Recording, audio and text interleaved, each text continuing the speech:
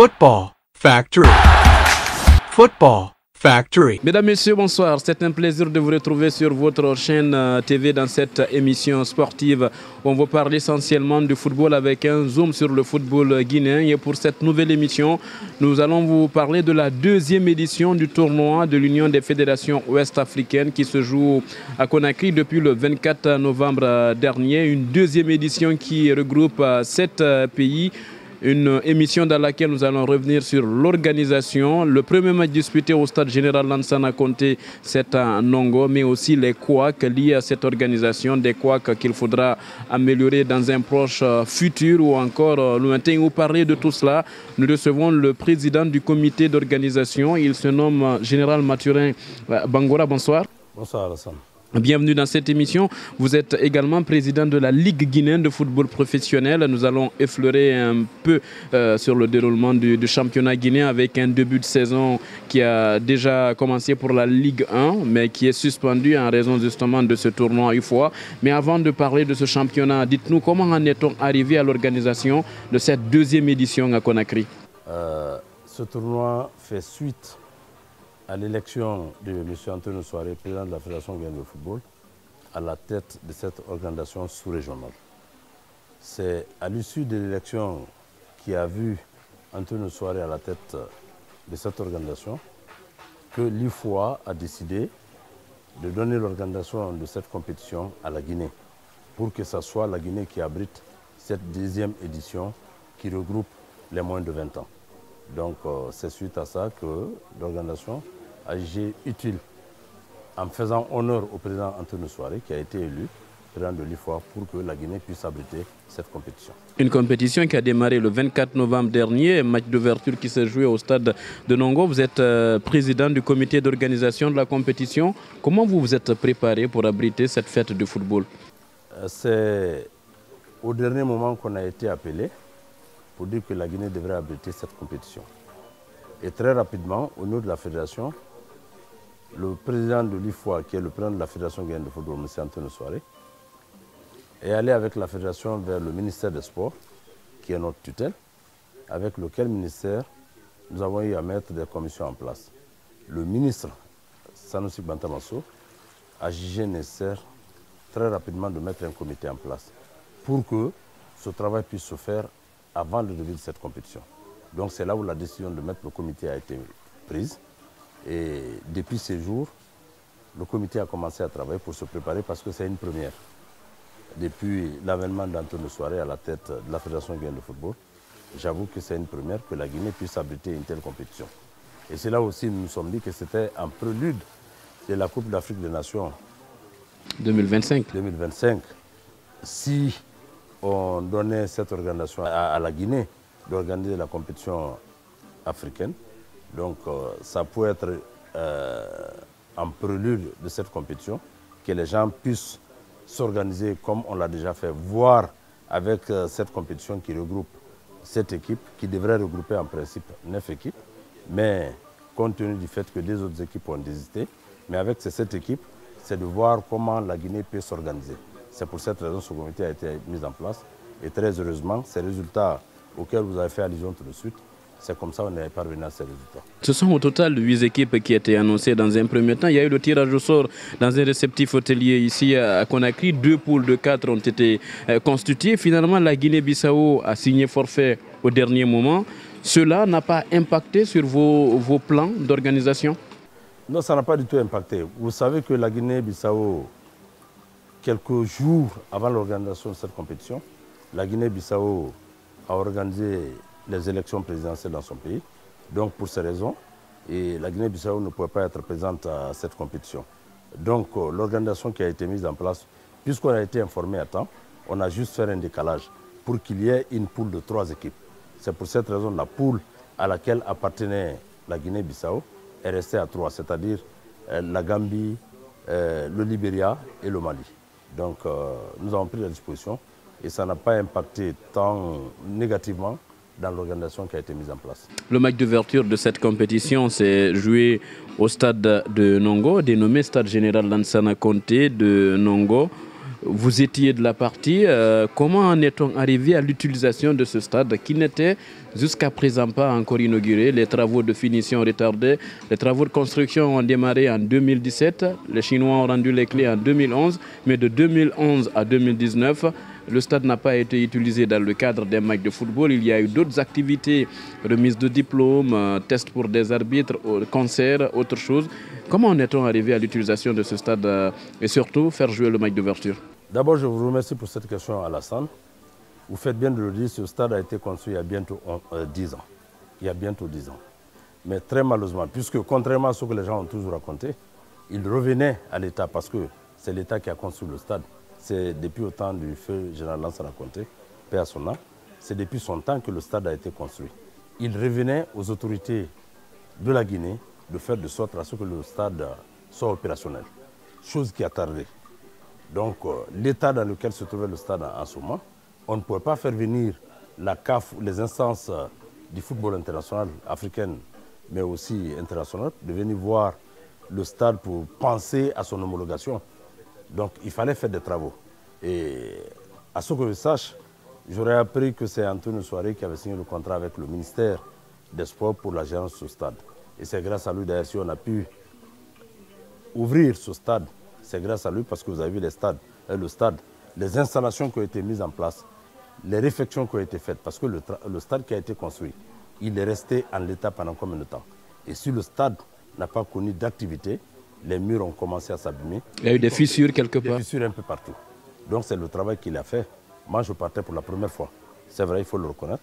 C'est le jour de lancement que je suis allé un peu plus tôt pour visiter les installations. Mais j'avoue que le travail qui a été fait, il est gigantesque. Parce que vous étiez là aussi. Il vous revient, vous de la presse, de dire aux gens comment était le stade avant et comment il est aujourd'hui. Donc on se frotte les mains grâce au professeur Alpha Condé, mais surtout aussi grâce à M. Antonio Soiré, qui a préféré mettre ses propres moyens pour que le stade soit opérationnel. Mais bien avant, il a fallu qu'une délégation de la CAF vienne faire 2 fois l'inspection du stade pour voir si le stade pouvait être homologué. Donc il y a une première délégation qui est venue, une deuxième délégation qui est venue. C'est suite à ces 2 missions qui sont succédées à Conakry que la décision de faire jouer les gens sur ce stade-là a été prise. Nous attendons que ce soit de façon officielle, par des documents, que le stade soit homologué pour que les autres compétitions... Jusqu'à présent, le stade n'est pas homologué quand même. Il n'est pas homologué jusqu'à présent. Alors, le stade de Nongo, qui a été appelé dans le passé stade de l'amitié chino-guinéenne, stade de l'unité de Nongo, rebaptisé stade général Lansana Conté de Nongo à l'occasion donc de ce match d'ouverture qui a opposé la Guinée à la Mauritanie. Le public a répondu présent, surtout lors de cette rencontre inaugurale, mais malheureusement la Guinée qui a joué le match d'ouverture est déjà éliminée. On aurait aimé voir cette équipe jouer le 7 décembre à venir la finale de ce tournoi UFOA. Malheureusement, ce n'est pas le cas. Est-ce qu'aujourd'hui, vous pensez qu'avec cette élimination, entre guillemets, précoce de cette équipe guinéenne, cela ne va pas impacter négativement sur le déplacement du public dans les différents stades de la compétition? Par rapport à cette compétition, par rapport à l'IFOA, par rapport à l'IFOA, ça va impacter.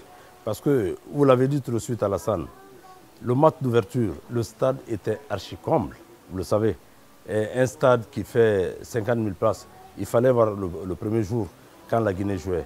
Donc, que la Guinée soit éliminée et qu'il n'ait même pas pu jouer les demi-finales, j'avoue que ça va décourager les spectateurs pour qu'ils partent soutenir d'autres équipes qui ne sont pas la Guinée. Mais puisque le public guinéen aime bien le football, le public ira au stade, mais pas comme on pouvait s'y attendre. Parce que si notre équipe a été précocement éliminée, ça va être difficile pour le public guinéen d'aller supporter les autres équipes. Parce que, vous voyez, quand c'est les autres équipes qui jouent, il y a moins de spectateurs. Mais quand c'est la Guinée qui joue, même si c'est en deuxième heure, vous voyez combien de fois le stade est plein. Donc j'avoue qu'avec cette élimination précoce de la Guinée, ce n'est pas sûr qu'on puisse avoir ce public auquel on pourrait s'attendre si la Guinée pouvait continuer encore la compétition. Vous êtes président du club, vous avez suivi les matchs de la Guinée. Le dernier, vous étiez d'ailleurs au stade du 28 septembre. C'était face à la Sierra Leone, une équipe léonaise qui s'est imposée 3-2. Et pourtant, c'est la Guinée qui a ouvert le score. Comment avez-vous trouvé la prestation des poulains de Diamboubou Baldé sur ces 3 matchs? Ça a été une piètre prestation, il faut le reconnaître. Même si on a vu le premier match qui a opposé la Guinée à la Mauritanie, on a gagné, mais pas avec la manière. La Mauritanie qui est considérée comme étant la plus faible équipe de la poule. Donc il faut voir de comment on est parvenu à battre la Mauritanie. Vous avez suivi le match contre le Sénégal. Il s'en est fallu de peu qu'on soit même éliminé. C'est ces jours-là où on devrait perdre le match. Heureusement d'ailleurs qu'on a fait un match nul. Donc pour moi, en tant que dirigeant sportif, je dirais que c'est une piètre prestation de notre équipe nationale. Sur quoi l'équipe a fauché? Bon, je dirais le coaching, parce que le coaching, on a gagné avec le premier match. On a fait 2-0 contre la Mauritanie et 0-0 malgré que contre le Sénégal. Je ne trouve pas de raison qu'avec le dernier match qui pourrait nous qualifier juste avec un seul match nul, Djambobo, l'entraîneur, a pu changer complètement l'effectif du premier 11 entrants qui a joué contre la Mauritanie. Donc moi je dis par endroit que c'est là où l'entraîneur a péché. Il fallait pour moi une équipe qui a gagné et une équipe qui a fait un match nul contre le Sénégal qui est considéré aujourd'hui comme étant l'une des meilleures équipes parmi les 7. Donc je ne trouve pas de raison que entièrement, non seulement la ligne d'attaque, mais certaines pièces maîtresses soient remplacées pour ce dernier match contre la Sierra Leone. Parlant donc de cette rencontre face à la Sierra Leone, il faut le rappeler, mesdames, messieurs, il y avait 4 joueurs qui étaient titulaires lors des matchs contre le Sénégal, mais aussi contre la Mauritanie, qui ont démarré sur le banc de touche cette fois-ci face à la Sierra Leone. Et des changements tactiques de Djambobo Baldé et son staff technique qui ont payé cash dans la rencontre. L'équipe guinéenne a pris 3 buts et a marqué seulement 2. Cela ne suffisait pas. Et pourtant, un match nul faisait l'affaire de cette équipe guinéenne qui va suivre le reste de la compétition derrière les chaînes de télévision. Parlons à présent finance avec ce tournoi UFOA. Que pouvons-nous retenir du budget pour l'organisation d'une telle compétition qui a regroupé cette équipe à Conakry? Bon, vous savez, je le disais tantôt, cette organisation de l'IFOA, que la Guinée abrite pour la première fois après l'avènement d'Antonio Souaré à la tête de l'IFOA, nous avons eu des rencontres avec le secrétaire général de l'IFOA, M. Bodjan, avec lequel on a eu à parler du budget. À ce que je sache, M. Bodjan, secrétaire général de l'IFOA, nous avait dit qu'il y a un budget de 300 000 $ qui était affecté pour cette organisation. Mais un budget qui jusqu'à maintenant, la commission d'organisation n'est pas rentrée en possession du budget. Maintenant, ce budget soit en mesure de tenir l'organisation qui a été faite en place, c'est vrai, j'avoue qu'il y a eu des difficultés par endroit. Et au niveau des hôtels, quand nous sommes allés, aucun hôtel de la place n'a accepté de prendre les équipes, compte tenu du fait que toutes les fois que l'équipe nationale guinéenne, que ce soit l'équipe senior, que ce soit l'équipe junior ou les cadets, toutes les fois que les compétitions sont jouées ici et qu'on envoie les équipes au niveau de ces hôtels, les factures ne feront que s'augmenter, impayées. Donc les hôtels ont mis une fin catégorique de ne pas recevoir les équipes. Il a fallu Antonio Souaré lui-même. Quand nous sommes allés en tant que commission d'organisation, on n'a pas été écoutés par ces hôtels. Nous avons commencé par la Riviera, on a terminé par Onomu pour les officiels, mais aussi l'hôtel Kaloum pour les équipes. Mais très malheureusement, ça a été un net catégorique pour dire que les gens ne pouvaient pas être reçus. Donc il a fallu des négociations, il a fallu que le père Antonio Souaré s'endette pour payer des hôtels, pour payer les avances avant que les équipes ne soient reçues.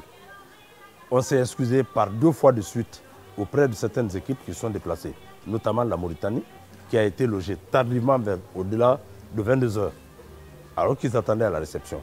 Mais l'hôtel a dit qu'il ne pouvait pas recevoir aucune autre délégation si l'argent n'était pas payé. Donc, à ce niveau, il y a eu des difficultés.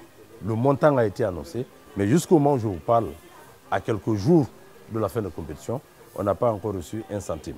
Tout ce qui a été fait, tout ce qui a été mis en place, c'est grâce bien à M. Antonio Souaré, qui a bien voulu faire des avances au niveau de ces hôtels, mais aussi au niveau des autres commissions d'organisation qui nous ont permis, c'est-à-dire les sous-commissions transport, logistique et tout ce qui s'ensuit.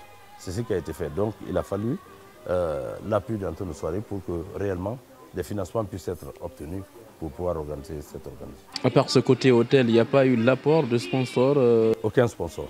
Vous savez, quand vous parlez de sponsor à Alassane, vous voyez comment ça se passe.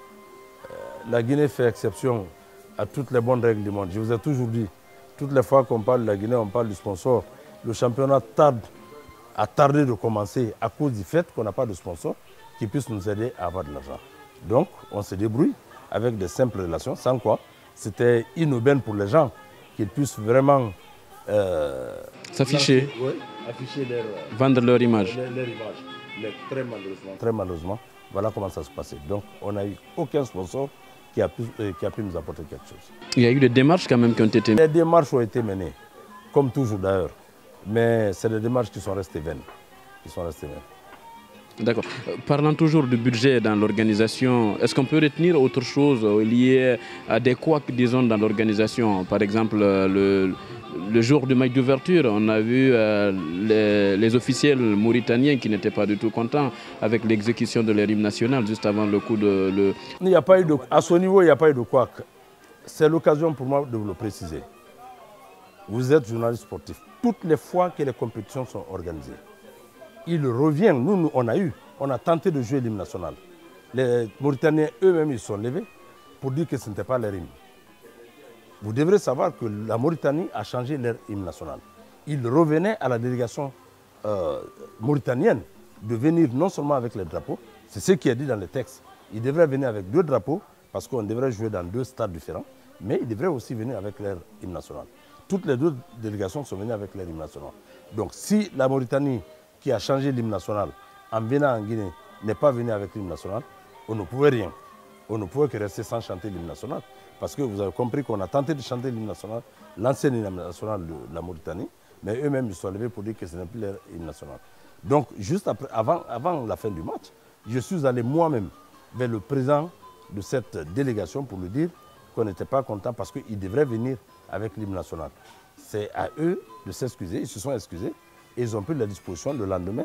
L'hymne national, l'actuel hymne national qu'on est en train maintenant de chanter, a été envoyé. Donc voilà juste ce qui s'est passé. Ça ne revient pas au comité d'organisation parce qu'il fallait se rassurer qu'eux, ils ont changé leur hymne national et ils devraient venir non seulement avec le drapeau, mais aussi avec l'hymne national. En parlant toujours de couac dans cette organisation, personnellement, j'ai décelé certaines choses. Par exemple, il n'y a pas eu de conférence de presse d'avant-match depuis le début de la compétition. D'habitude, quand il y a des conférences d'avant-match. Il n'y a pas eu aussi de jaune mixte lors du premier match qui s'est joué à Nongo. Et quand vous parlez aussi des hôtels, j'ai fait un tour dans les hôtels qui abritent ces équipes, mais on ne voit pas, disons, ces messages. Peut-être c'est des kakimonos, c'est des affiches qui indiquent oui, il y a ce tournoi qui se joue. Tout cela, ce sont des quoi qu'il faudra... Non, Alassane, à ce niveau, je vais vous interrompre. Vous dites que vous avez fait le tour de ces hôtels, mais venez de certains hôtels. On n'a eu que 3 hôtels. 3 hôtels. Je suis allé dans 2 hôtels. Il y a un hôtel qui abrite 4 équipes et l'autre qui abrite 3 équipes. Ouais. Vous avez fréquenté les 2 hôtels. Mais venez à l'hôtel non, l'hôtel Kaloum. Dès que vous arrivez, il y a des affiches qui indiquent que les hôtels sont déjà habités ici par rapport à l'IFOA. Peut-être à l'hôtel Mariador, oui. Mais là aussi, les dispositions ont été prises. La commission qui s'occupait de ça a fait de sorte à ce que, même à la rentrée de l'hôtel, que les gens comprennent que c'est des équipes qui sont là aujourd'hui abritées pour cette compétition de l'IFOA. Donc c'est une organisation, quoi que l'on fasse, il y aura toujours des ratés. Mais ça nous permettra, ce que je disais, d'entrer de jeu par rapport à ce que nous prétendons faire comme organisation de la Coupe d'Afrique des Nations en 2025. C'est un test parce qu'il n'a pas été dit plus de 2 mois à l'avance qu'on devrait organiser. C'est quelques semaines. Donc quoi que l'on fasse, quoi que l'on dise, on pourrait avoir des ratés. C'est de ces quoi que vous faites allusion. Donc, c'est vrai, c'est une organisation humaine qui ne peut qu'avoir aussi que des... On ne peut pas avoir des imperfections. Oui, tout à fait. Donc, mais à la longue, on va essayer de faire de sorte, avant la fin de ces compétitions, qu'on puisse quand même corriger c'est quoi qu'on a eu à constater. La Guinée souhaite organiser la CAN 2025. En gros, si on vous demandait de noter cette organisation de cette 2e édition à Conakry sur 10, quelle est cette note que vous alliez attribuer? Puisque c'est une première pour nous, j'avoue que je donnerai 7,50 sur 10. Alassane. 7,50 sur 10.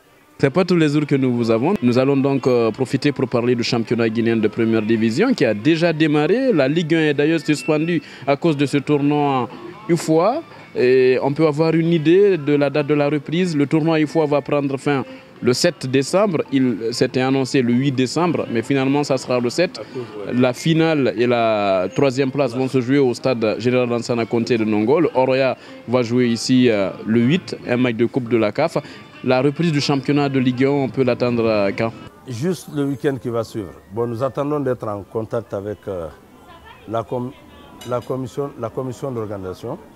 Nous allons nous retrouver très rapidement parce que la commission qui s'occupe des compétitions, comme vous l'avez dit, on a dû suspendre le championnat guinéen à cause de ce tournoi. Parce qu'on ne pouvait pas organiser ce tournoi ici et que nos équipes continuent à jouer le championnat.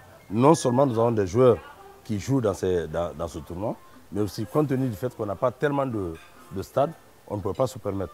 Mais maintenant que nous finissons ce tournoi le 7 et le Real joue son match retour le 8, nous ferons de sorte à ce que la semaine qui va suivre, le week-end qui va suivre, on puisse reprendre rapidement le championnat.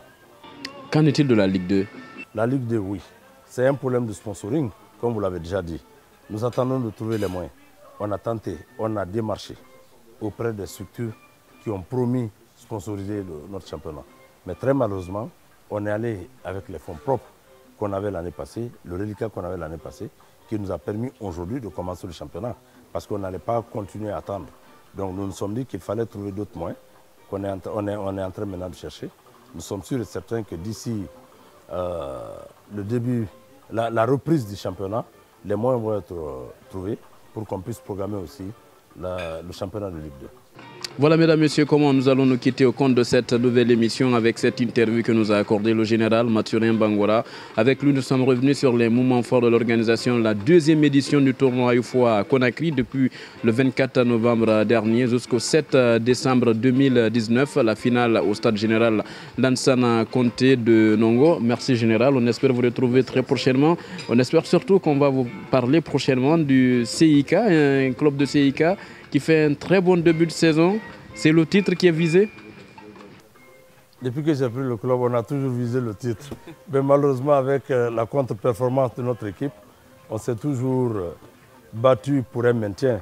Mais cette fois-ci, je ne vais pas me leurrer pour dire qu'avec les résultats des 2 premières journées, qu'on dise qu'on va viser le titre. Mais il faut reconnaître qu'on joue le championnat pour avoir le titre. Donc nous allons viser le titre. Et nous avons grand espoir cette année avec l'effectif que nous avons, que ça va se jouer dans les bonnes conditions. On va se battre pour qu'on puisse avoir le titre. Nous vous souhaitons bonne chance. Merci. Il y avait à la réalisation Ibrahim Sourisso, Mohamed Amin Kamara, Abdoulaye Kamara était derrière les caméras et au montage. Ali Alama Bangoura. Merci à toutes et à tous. On vous retrouve très prochainement avec le même plaisir.